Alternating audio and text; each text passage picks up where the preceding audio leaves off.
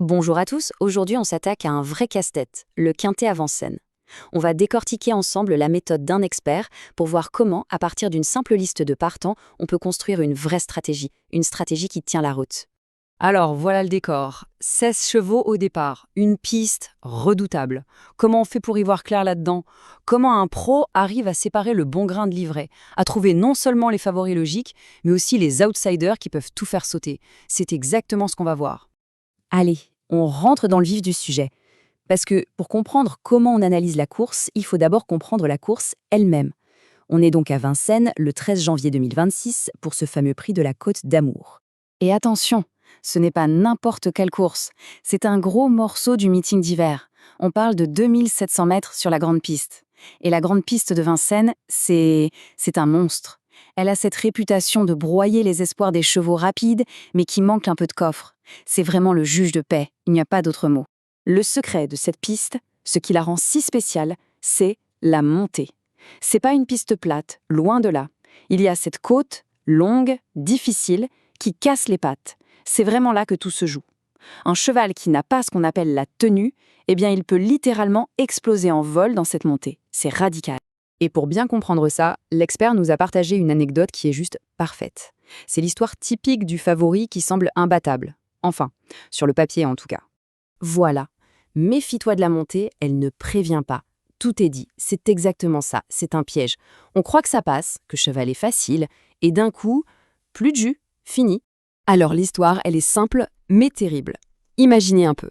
Un crack scandinave, une vraie flèche qui prend la tête et s'envole. Il arrive au pied de la montée avec des longueurs d'avance. On se dit c'est plié. Et là, c'est le drame. Le cheval commence à se crisper, il perd sa cadence, il pioche, comme on dit. Il est complètement à l'arrêt. Il finit 9e à l'agonie et c'est un vieux briscard français, un de ses durs au mal, qui vient lui passer devant et gagner à une cote de folie.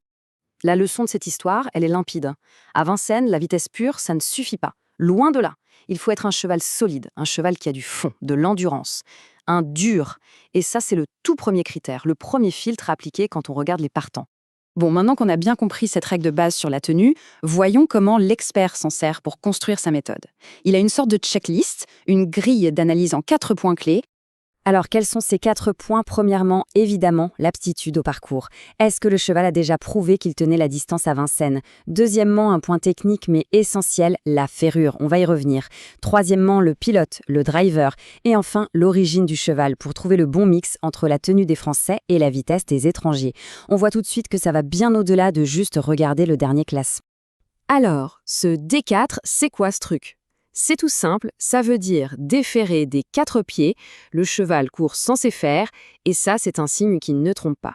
C'est sa configuration de course optimale. Si un entraîneur le présente D4, surtout après plusieurs courses où il était ferré, ça veut dire une chose, aujourd'hui c'est le jour J. La course a été cochée sur le calendrier.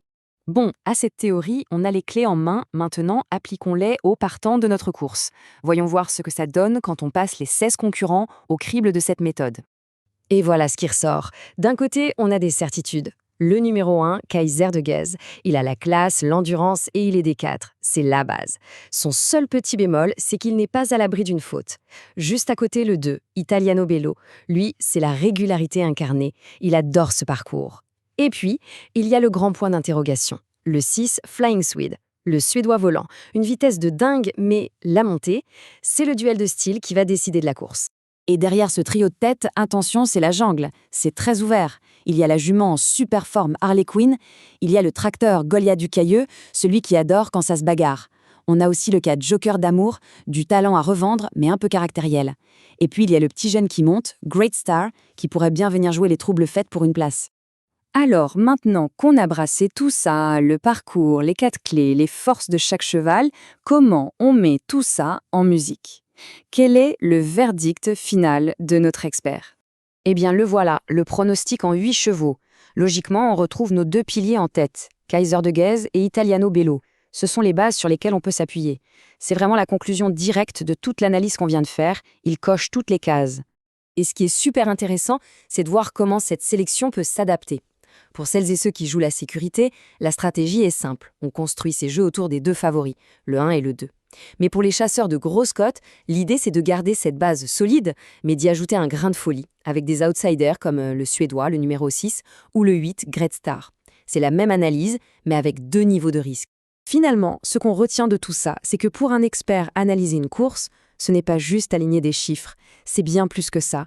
C'est essayer de lire l'histoire qui va se dérouler, d'anticiper le scénario, de comprendre les pièges du parcours. C'est presque du storytelling. Et on va se quitter là-dessus avec cette question. Une course de chevaux, finalement, c'est un jeu de chiffres et de statistiques ou c'est avant tout une histoire qui s'écrit en direct?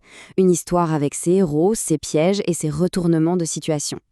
La réponse est sans doute un peu des deux, mais la clé, c'est peut-être de ne jamais oublier l'histoire. Merci beaucoup d'avoir été là.